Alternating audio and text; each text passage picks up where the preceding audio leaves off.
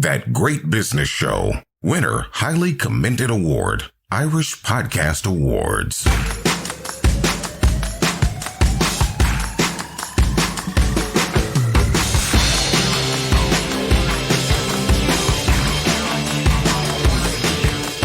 Welcome to episode 179 of That Great Business Show, home of great business tips, insights and opportunities on every episode, delivered in our commute-friendly package. And it's all thanks to mentorswork.ie.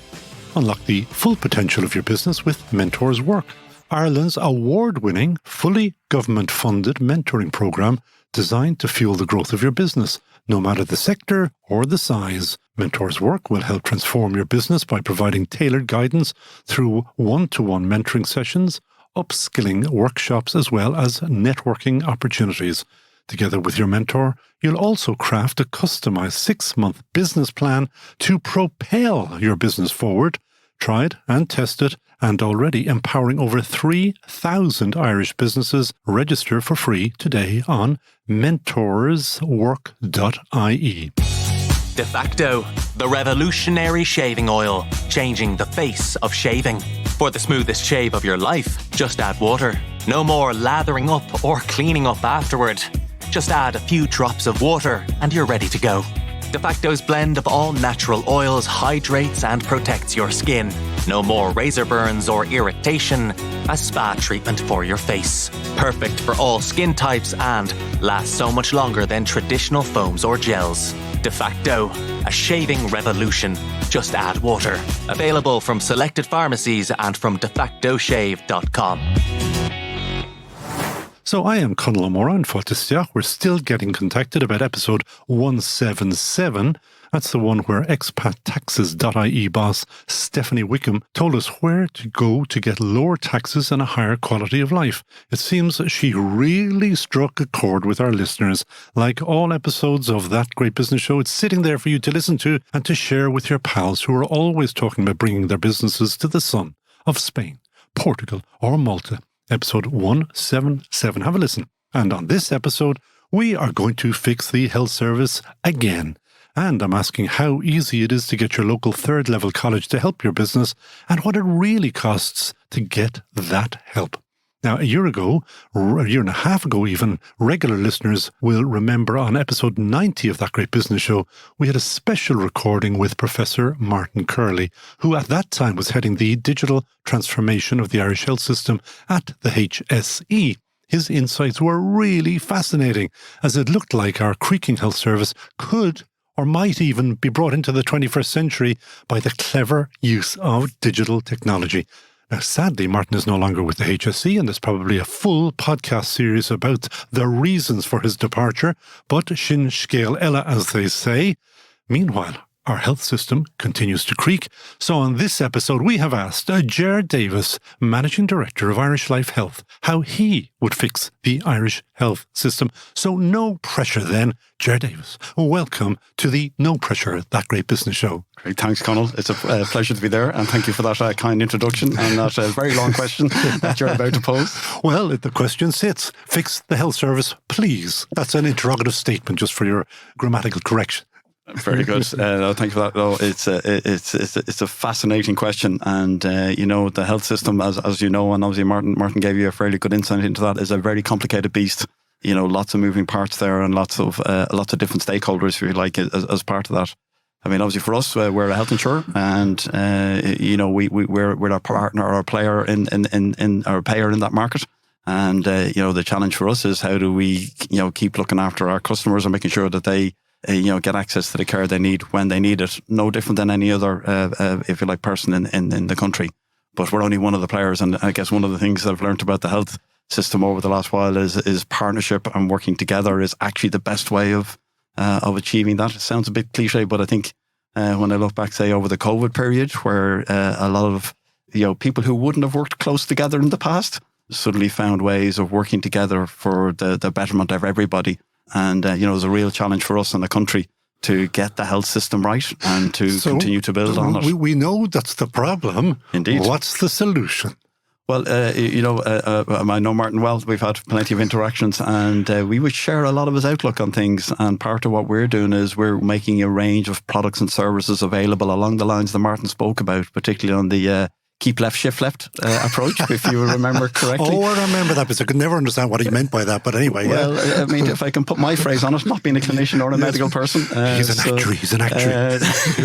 And that's the conversation killer gone. But for me, part that is about making sure people get access to the right care in the right setting, in the right place at the right time. When I think about the healthcare system at the moment, we're moving from a very hospital-centred, illness and condition-centred. But we do have to think about a more integrated care where there's more stuff that we can do in the community, and making sure that we use technology in a way that actually delivers the more capacity for the scarce resources, which are, our acute hospital beds and the staff and the medical staff who fund that. But isn't one of the problems is that you have step down, as they call it, and yet we don't have enough step downs, if I can say that. It's just, you mentioned, it's all the moving parts. And doctors are trying to put people into A&E. A&E are trying to send them back to the doctors. Nobody actually can, because there's possibly, again, I can never really get to grips with the numbers, is that there's not enough people in the system. And yet there's 100 and something thousand people in the HSE, by far the largest employer in the country. Yeah, and for me, it's about how you use those people to do the work that's best suited for that. Will you answer this honestly? Do you think that everybody in the HSE works to their max capacity? I couldn't comment on that because our job is more about looking after our 500,000 customers' interests. Have you got 500,000 now, yeah? Yeah, we're over 510,000 customers now. Isn't that a problem in itself? Is because somebody else will, I'm sure, argue that if you guys and others, your competitors, weren't in the insurance market, the health insurance market, that if there was a full, free, properly working, open medical system, that it might be better. Yeah, well, we say it's not about that. We're actually providing extra capacity for the system. So, the care that we fund through, if you like, the private hospitals and through various clinics, scan centres, and even GPs for the vast majority of people, that's creating more capacity for the whole healthcare system. I think if we didn't exist, there would be even more strain on the public system. So, I'd like to think we're part of the solution, and the kind of things we do around making digital doctor appointments available, that's taken a huge amount of pressure off GPs and GP practices, which is also then taking pressure off, minor injury units and other scan and diagnostic centres, which is also taking pressure off the hospitals. Now, go back to this digital doctor thing, and I'll tell you why. If I'm right, we still, across the HSE system, I'm not actually on the case on the HSE, just the health system, is that if you and I go look for our medical records in different hospitals with different doctors, they're not matched up. Well, I think you're absolutely right. That's phase 2 of the challenge. And, phase 2? That should be phase 1. And it should have been done 20 years ago. And there is legislation coming down the tracks, or a European directive around making sure that there is an electronic health record for every country. We really welcome that. And I think it's actually going to be very helpful. Because, a lot of the challenges in the healthcare system is actually doing things more efficiently and effectively. And having a clear view of a customer who comes to you or a patient who comes to you in one and done is got to be easier and better all round. So, I don't know. But from my limited engagement with the healthcare system, touch wood, the number of times you ask the same questions, and I know there's some good reasons for that, but if it was available online or in one database, and it needs to be more than just the hospital records. So, if you look at people's engagement with primary care and how, the kind of questions they ask their GP, if you're able to follow that through, that will actually be incredibly insightful for how you should organise the whole healthcare system around delivering that integrated care right across the board. And if we look abroad, the software is there. It's not we have to invent anything. Yeah, there's lots of challenges, and I think certainly the Department of Health and HSE, as I understand it, are grasping that electronic health record system, and that will be the bedrock on which a lot of data will use. I mean, a lot of data sits in GP practices on systems. We have some data as well based on the benefits customers use on us. And one thing that we're really keen about, all the initiatives we put in place, is how can you join up all the data sources in a way that gives you a more complete picture of the individual. That's not to cut across their privacy. It's actually to give them a better service, and also to making sure that they don't need to go to A&E where there's something that can be done or adjusted in their own home or monitored. And like a lot of the programs we do is focused more on care in the community, both pre and post acute care, which I think is really important. So, I think you're right, as you alluded to earlier on. One part of it is how do you get people to engage with their health at the start? through, just even prevention and taking more exercise at one level. But I appreciate that's a little more difficult to do. But then, we now have a service you can text the doctor and you get an answer back in 2.5 minutes. I'd love to see you ringing a GP surgery and getting a response back. How does that work? So we operate on a partnership model. So we look for the best in class clinicians and technology that is available to give that kind of access to advice and help with customers. So what's at the other end? Who's answering within 2.5 minutes? A number of Irish doctors. So there's a very sophisticated software platform built by a company called Abbey Global, and we deployed this just before Christmas. So the query goes onto their platform, and they match up with a doctor within about 15-20 seconds. And then the doctor reviews the question and gives you an answer back. Now, it's a questions and answers, so but it's a starting point. That's all right, yeah. So to give you one, so far we launched the service back in early December, and we've had about 15,000 interactions with our customers. About a third of them were for online prescriptions. So there's a limited amount of online prescriptions you can do on the basis of a dialogue. We even had 100 questions on Christmas Day in terms of people. Now, I wasn't quite sure whether they were just testing to see was the service there.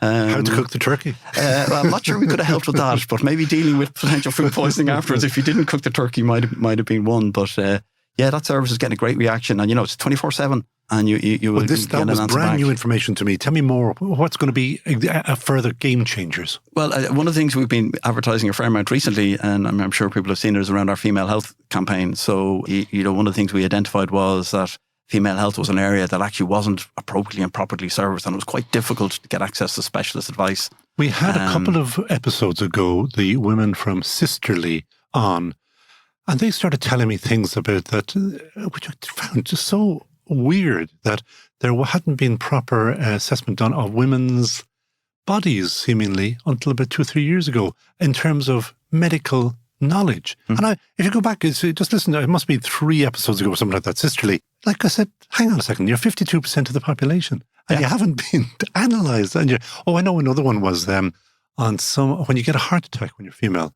it doesn't show in the same way that it does for a man. Yeah. Which again came as news to me. Well, we found based on our research that there was a huge need for women to be able to engage with a female health specialist at the primary care, the GP level.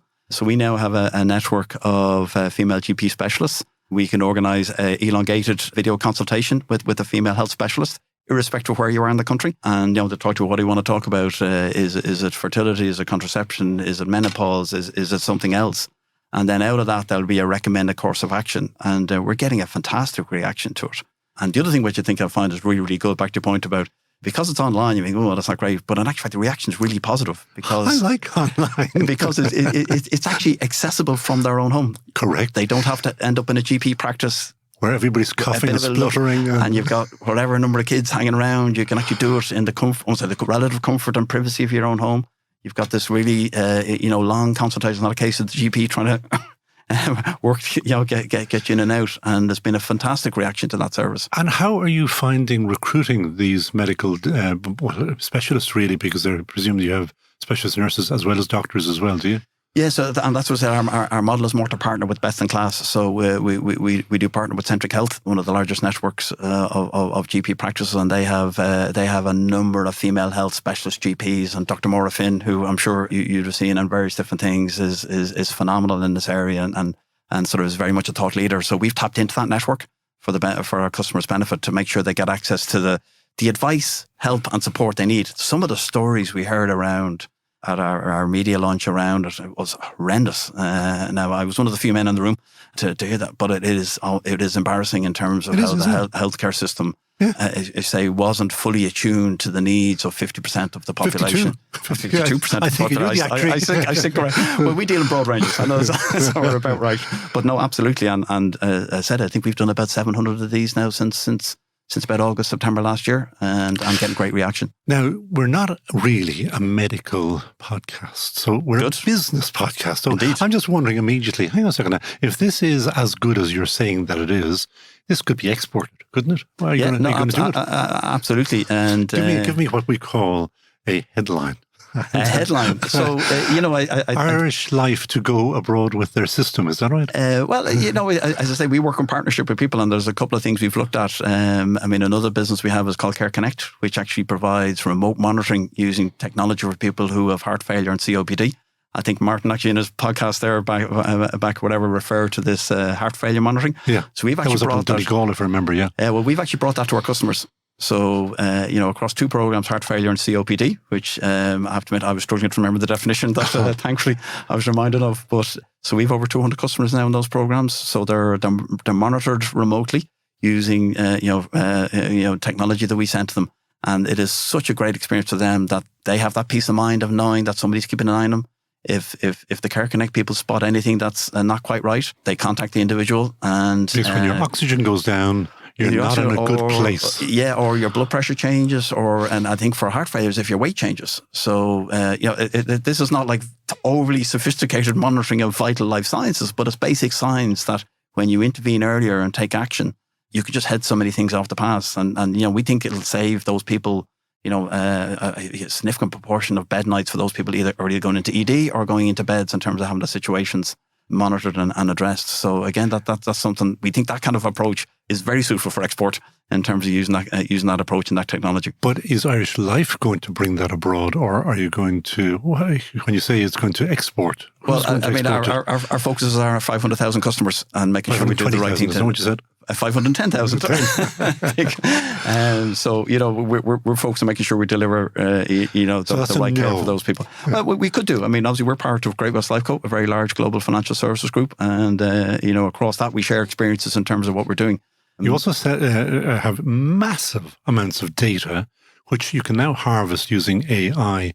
And have you taken any early sampling of that to see what's killing us that we don't know about? Or a private health insurer actually doesn't have a huge amount of data, only in relation to the claims that we've received, where obviously somebody's total health is, it'll be in a GP system, it will be in a public system if they have if they need to go to an ED. And back to our earlier point, I'm really excited about the power of how we pull all that data together for the betterment of all our citizens and how we do it. So, but we do have some data. We obviously have a thing called an Am I Covered tool. So if you need to go for a procedure, you can look up yourself and see, are you covered for a particular surgeon or a particular hospital? And that gives us great insight as well as to what might be coming down the tracks and seeing some trends. So we do use the data we have. I mean, one area we have used, if you like, technology and AI is actually in terms of making us a more efficient and more cost-effective business. So we get a huge number of doctors' receipts and other clinicians. We've now used technology to help us process those really quickly. We can turn around payments now in a fraction of the time we used to. Put numbers on those now. We get probably over 2 million receipts a year. Oh my God. So I had no idea. In the good old days, you used to have people looking at every single one of those. And saying, check, can't read this. Oh my God. So now we're using optical character recognition, definitely straying into another area. That wouldn't be my forte. And in terms of understanding what's on that receipt, understanding does it match up with the member, does it understand up with the benefit, what's the benefit we pay in relation to that receipt, and then setting up the payment back to the customer. So that's been quite transformational for us in terms of how we're able to process that volume of. And again, in numbers terms, what has it meant for you? Oh, we saved millions on the back of that in terms of if you think about the good old days where you had literally people looking at every piece of paper that came in. We're able to do that in a much more seamless way. So technology is great in terms of it's really helping us be more efficient and effective. The other place we've used technology and AI is actually on our portal. So I think it's nearly 90% of our customers engage with us digitally. So they go onto our portal, they check their cover, they renew their policy, they make alterations, they make the claims, they upload receipts. All that happens now seamlessly. Here's a left of field question for you about the use of that. Do you notice that older people are using that as well? Yeah, although I have to admit, I do it on behalf of my mother. So the reason I ask it is I keep seeing people saying, old people can't use digital. I say, yes, they can. Yeah. Click. Yeah.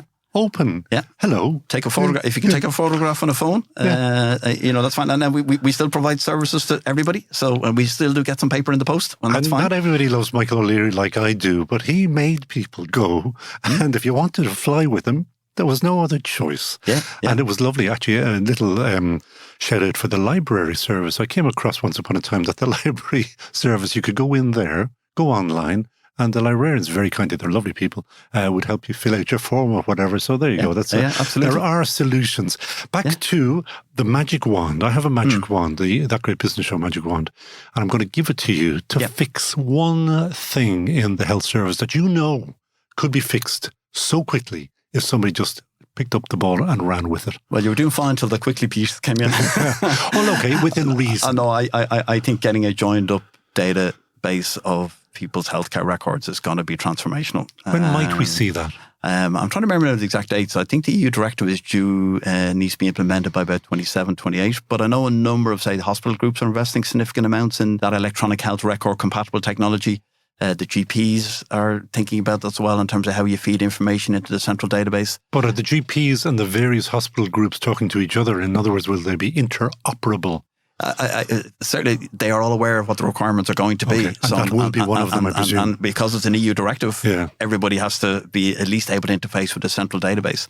So, and for me, that is just going to be transformational in terms of knowing, to allow the whole health system to plan, to see what kind of trends are coming through, what kind of things should we get ahead of rather than wait and react to, and also then how we can deploy all assets of the healthcare system, be that from either intervention or exercise right at the early stage, right the way through to healthcare in the home, where you've got teams of people going out and, so people don't necessarily need to be in hospital. They can have intravenous antibiotics or other treatments done in the comfort and the safety of their own home, which is typically where people recover better rather than in hospitals. But that one in particular means having qualified staff available. Yeah. And that is a problem, a continuing problem, and will remain. We're doing that now. So we have a service called Healthcare in the Home. We've partnered with a company called TCP Healthcare, and they have a team of nurses who go out to our customers and provide that care in a way. And again, the reaction is phenomenal. When people are in hospital, I'm not sure it's just because of the food, but they typically want to get out pretty quickly and get back into the comfort of their own home. But then having that support infrastructure available for people is incredible. We saved last year probably over 6,000 bed nights, which is probably about 2 wards alone. And that's only us scratching the surface of this. I think you can imagine what the HSE might be able to do if they were able to, resource a similar kind of service for the whole country. Well, if you remember the Martin Curley interview, I mean, if they implemented what he was talking about, it would have been, and it could still be, phenomenal. Yes. Final question we ask all our guests is, and I have checked with you, so you do know what's coming. Who would Ger Davis hire in a heartbeat? And Conal, this is the question I was dreading most. No, it isn't. I bet you're going to say Martin Curley. That was funny. When I was thinking about this, there was Martin's name did come to mind, I have to admit. And there's such a great range of people that you could think about to come in and help you with a business and how you take it forward. And, I was trying to think of lots of people around innovation and technology and how they use that and make things better for people and more efficient. And funny, interesting enough, I went for a slightly left of field suggestion. Good. It was a guy called Gary Keegan. I don't know, Gary, do I? Gary is currently working with the IRFU and the Irish team as sort of a high performance coach. So Gary did a bit of work for us a couple of years ago about how teams can work and unlock huge potential together. We have a great team in Irish Life Health, and so of course my own team were the people who would all pick to employ tomorrow. But Gary, when you think about, say, the performance even of the rugby team at the moment, he's got them thinking about the next minute. What's going to make a difference in the next time? And I think right across the whole healthcare system, that's what we need. It won't just be for our team. I think it's actually for the whole system, is how can we achieve better outcomes from where we are now using what we have available to us rather than worrying about the past and trying to fix it. So I think he could be quite an insightful individual. It may come as a surprise to you. I'm a wee bit cynical about these people, the life coaches and all those who are going to change your life. When you listened to Gary Keegan, did you kind of actually, talking about join the dots, did the dots join in your head and say, that's a really good idea? Yeah, and for me, it's about tapping into the potential that people have to actually execute the next task exceptionally well, focus on what you can deliver and keep focusing and driving forward on that basis. And also dealing with change and disruption. Everything across the healthcare system has been changed and disrupted from lots of different reasons. So, having that mindset, and it's probably back to, we're talking about Martin. Martin was fantastic and lots of ideas. And then it's how do you have that focus to deliver the real outcomes at the bottom line for, our customers and actually, across the whole care system in terms of all the citizens of Ireland. Well, hopefully, between you, Gary Keegan, Martin Curley, please God, we might fix the health service. We're making strides step by step, and like all big problems, you can only eat an elephant one bite at a time. I actually love that comment or that term because it does make so much sense. Yeah, and it's about how you're demonstrating how it can be done, and obviously for us, it's not just about the money. Obviously, we're unlike the government. We have what our customers pay us. Yeah. So getting good value for money for that is actually really important. So the more we can do in this space to help everybody, the better. And that is Ger Davis, Managing Director of Irish Life Health. Thank you so much for joining us on That Great Business Show. Thanks, Conal. Really appreciate your time. That Great Business Show. Fexco, the revolutionary shaving oil, changing the face of shaving. For the smoothest shave of your life, just add water. No more lathering up or cleaning up afterward. Just add a few drops of water and you're ready to go. Fexco's blend of all natural oils hydrates and protects your skin. No more razor burns or irritation. A spa treatment for your face. Perfect for all skin types and lasts so much longer than traditional foams or gels. Fexco, a shaving revolution. Just add water. Available from selected pharmacies and from defactoshave.com. That Great Business Show. Winner, highly commended award. Irish Podcast Awards.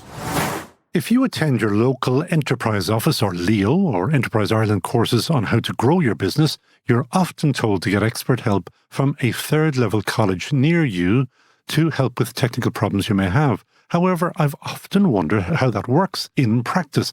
Is it that easy to find the right people to help you? And if and when you do find them, how much does it all cost? Or who owns the IP? Or lots of questions. Breda O'Dwyer is Head of Department Organisation and Professional Development at Munster Technological University, or MTU, in Tralee, and she joins us along with her colleague Ruth Cosgrave, a business lecturer at MTU.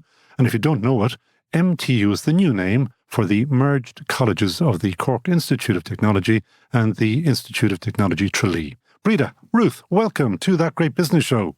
Thanks very much for having us on. Delighted to be here. Yeah, absolutely, Conal. Great to be here. Thank you. And I know the message you want to get out all of the time for the next however many minutes is you're open for business. We like that. Very much so. We're delighted to engage with industry all the time. And I suppose we really just want to give them a bit of an explanation of all the different things we can do for them between courses and research and working in collaboration with our staff outside of normal research mode. So yeah, definitely the message. Well, the quickest and easiest way of doing that is with a case study or case studies.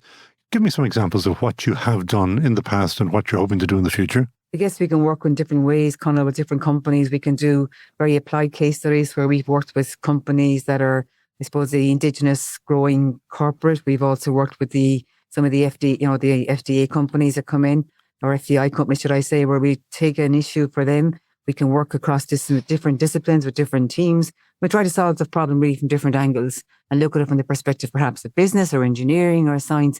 And that's the beauty of the MTU, that there is that cross-discipline opportunity available to look at a challenge with companies. So at the moment, for example, we're doing some innovation challenges across disciplines, across campuses for companies that are in the social sector, they're in the public sector, they're in the private sector, and they're presenting a challenge to us. And we in turn present that challenge to the students, who in turn spend 6 weeks back and forth, teasing it out, challenging it, investigating it, giving different perspectives. And then they present their solution at the end of the 6 weeks to companies.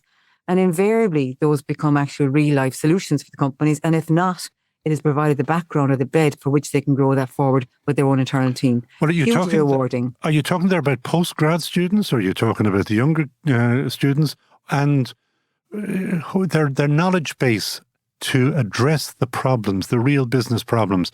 How deep is that knowledge base? So again, it's not just undergraduate, it's also postgraduate, so they can work in cross teams with each other. So again, we would look at the depth of knowledge, try and get different, I suppose, expertise within the team. And they are mentored in turn then by ourselves in collaboration with those of us in the academic side or those of us in the research centres or indeed the incubator centres. So for example, there's somebody currently looking at how to present their data more meaningfully within the organisation so they can leverage off that data as a revenue stream going forward. And our students are currently providing them with 3 different scenarios as to how they can analyse and present that data. And that's a really interesting perspective. Obviously, they have to learn about GDPR. So they're working within the company. They get the experience of what an NDA looks like. So it's really live practice at all times. And that's something that's really key to what we do here at MTU. So you hit the ground running when you go out there with the companies. And that's paramount for career progression. So a company comes knocking on your door. What's the initial contact like?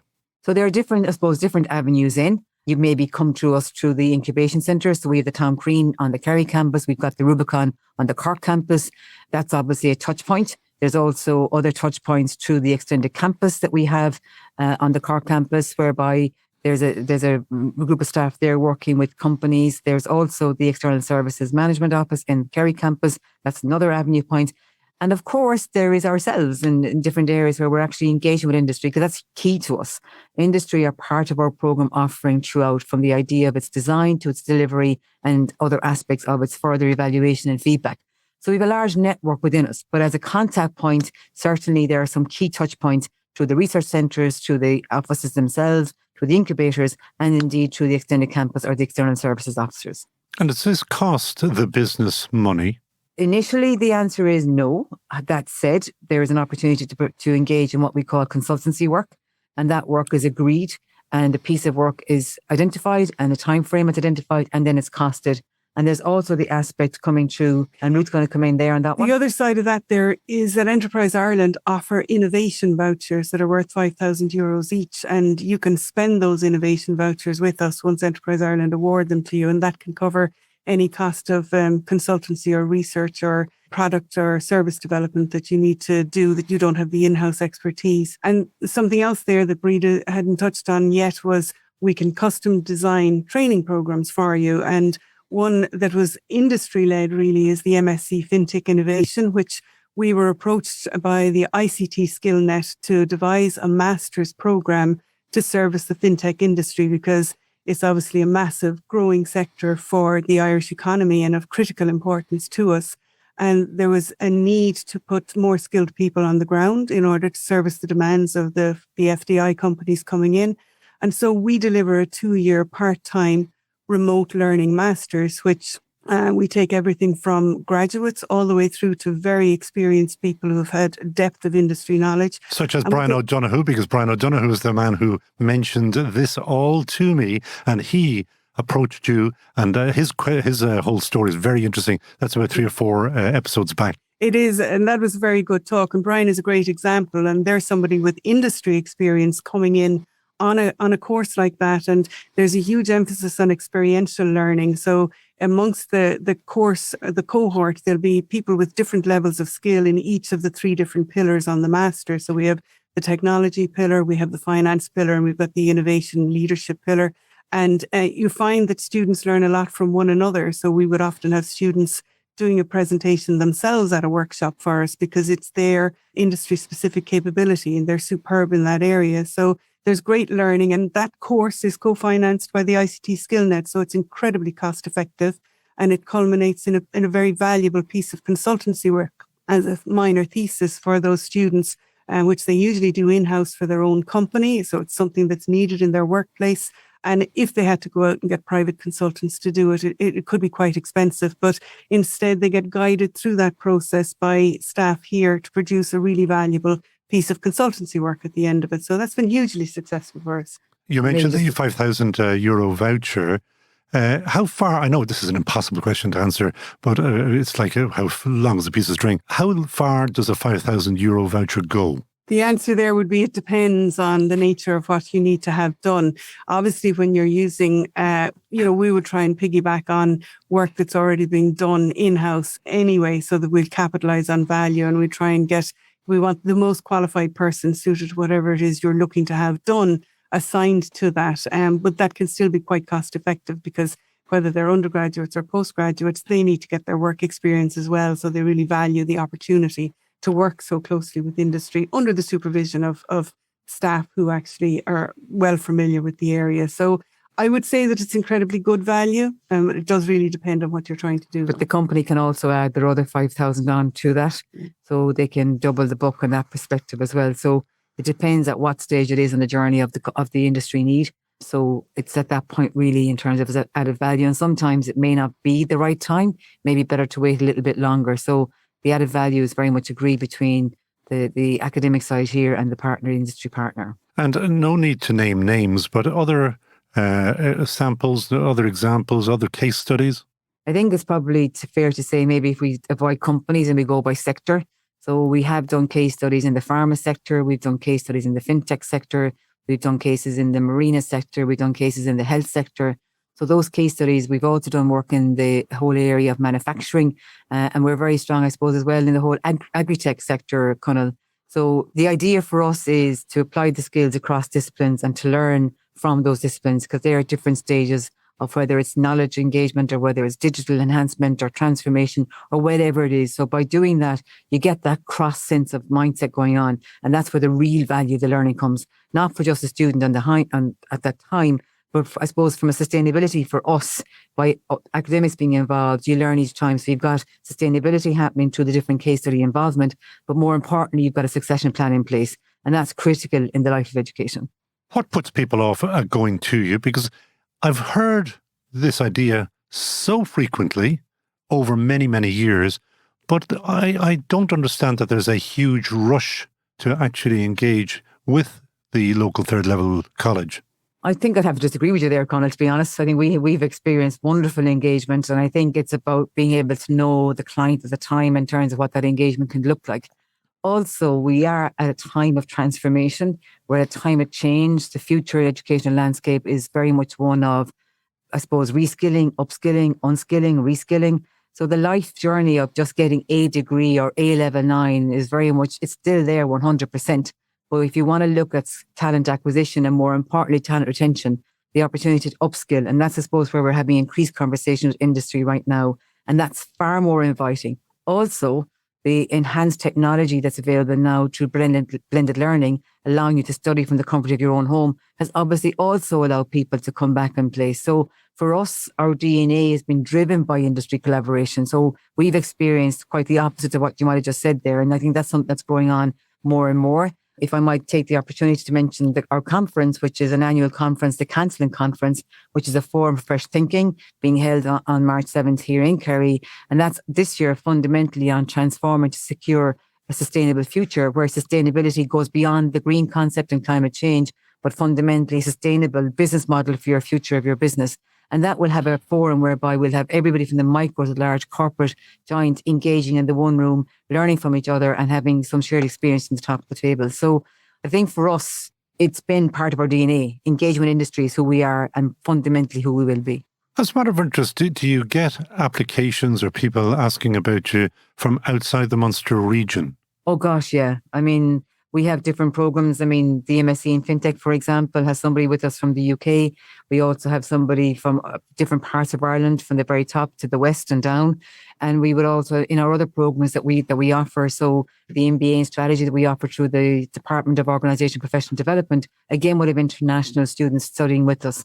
So that's the beauty of the online. It creates that forum. And again, that brings different mindsets to discussions that take place in the breakout rooms. And it's really exciting and, I suppose, highly educational at all times. So yes, we do have interest externally. Yeah. That's really interesting to know about overseas students tapping in. And what is their situation vis-a-vis being allowed onto the courses and secondly, having to pay for the courses? So we would have a standard form of entry. So you have to meet the academic requirements. There may also be, for some cases, if you don't have the actual academic standing prior to a level 9, which is master's, we look at this thing called RPL, which is recognised prior learning. So based on your multiple years of experience, through that, you can get acquisition or entry onto the programme. There is a higher fee for an international student, absolutely.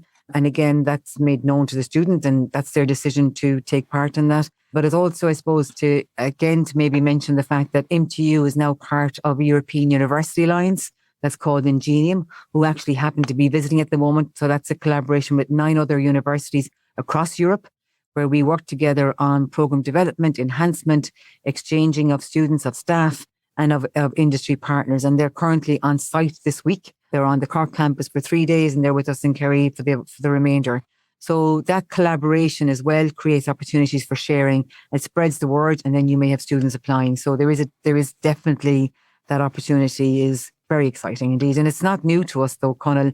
We've been involved in this international exchange, which has been called Erasmus, for some time, a long time. I'd probably say it's maybe 30 years or so of it being built up and developed. And it's great to see it gaining momentum, and the opportunities for everybody are just wonderful. It can be from everything from a week's exchange to a full 6 months or longer, depending on what the project or the opportunity of mobility might be. Erasmus is one of the greatest things that the EU has given us. It's a magnificent programme. And anybody who can get onto it should do so. It's brilliant idea. Back to the questions of business. If somebody wants to contact you and get involved with you, how quickly can you engage with them? I'm sure you take a phone call anytime, but there must be constraints, because there is a constraint simply on the numbers of people that you have working with you. So there must be a pipeline. Well, I mean, in terms of contacting us, it's just a case of find the relevant head of department and make contact. And from there, they'll figure out who the most appropriate member of staff to work with and try and flesh out the project. But we'll get rolling as soon as you make contact with us. So in terms of pipeline, of course, you may have to fall in line behind other demands. But look, don't let that hold you up. Just make contact and let's get it rolling is the message we put out there. And I'm sure you'd like to see any sector tapping into you. Preferred sectors? No specific preferred, but I suppose one of the things that we see coming an awful lot, which Breda already mentioned, is the issue of sustainability, which hits across all sectors, because they're all grappling with how to deal with sustainability reporting, sustainability accounting standards, sustainable business models, all the ins and the outs of it, which is so new to everyone. And there's huge confusion, really, I suppose, around that. So that's probably one of the biggest areas that we see projects coming in. But, we'll take all areas, yeah. And I suppose it's also fair to say that in terms of the whole rolling towards clusters across Ireland, Conal, as well. So we have different clusters within MTU. So we have the cybersecurity cluster, we have the biodiversity cluster, we have the agtech cluster, we have the fintech. So we have a number of areas in that space and more than what I've just mentioned. So from a point of view of accessibility, there are multiple avenues of entry, like I said earlier, but certainly go to mtu.ie, put in the search word and you'll find that contact very, very easily. But if all else fails, look to the Tom Crean Centre or the Rubicon, or indeed look to what Ruth had said, the heads of department and the heads of the research centres. And certainly there will be an opportunity to make the right connection. That's one thing we're pretty good at. And almost the last question is about the IP itself. You did mention your NDA, your non-disclosure agreements.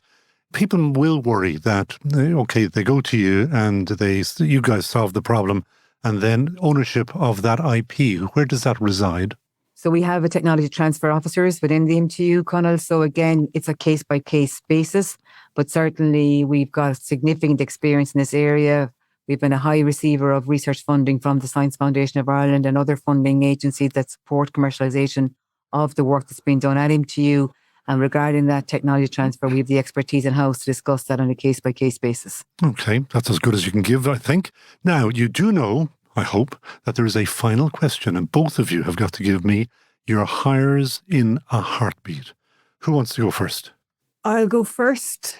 I would say Tom McCarthy from Kilsaran Concrete. He's the finance director there. And I knew him in my first iteration when I was corporate banking. He was a client of mine when he worked with GE Capital, and then he switched to Kilsaran. And in terms of capability as a finance director and just leadership quality, hands down, one of the best that I've ever met. Yeah. That's a lovely endorsement. I should have explained that once upon a time you were with Bank of Ireland, am I right? I was one of those corporate bankers for 5 or 6 years before I switched to their finance department and then flipped out into industry accounting, yeah. And got a life. I didn't say that, did I? No, I think you did. And Breda, who would you choose? I guess for me, it would have to be somebody like Ruth McCarthy, who has led the way in the whole area of growing and part of a family business that's going from strength to strength. But Ruth has a capacity to look at it from different perspectives, understands that area of compliance and governance, which is key going forward, understands it from a very realistic perspective, and just brings that touch of, yeah, we can do this. That's what I think is fantastic. Well, they're two lovely recommendations. Thank you so much for that. And thank you so much to Ruth Cosgrave and Breda O'Dwyer of the Munster Technological University for joining us on That Great Business Show. It's all go, let Cursey know on thatgreatbusinessshow.com. That Great Business Show. De facto, the revolutionary shaving oil, changing the face of shaving. For the smoothest shave of your life, just add water. No more lathering up or cleaning up afterward. Just add a few drops of water and you're ready to go. De facto's blend of all natural oils hydrates and protects your skin. No more razor burns or irritation. A spa treatment for your face. Perfect for all skin types and lasts so much longer than traditional foams or gels. De facto, a shaving revolution. Just add water. Available from selected pharmacies and from defactoshave.com.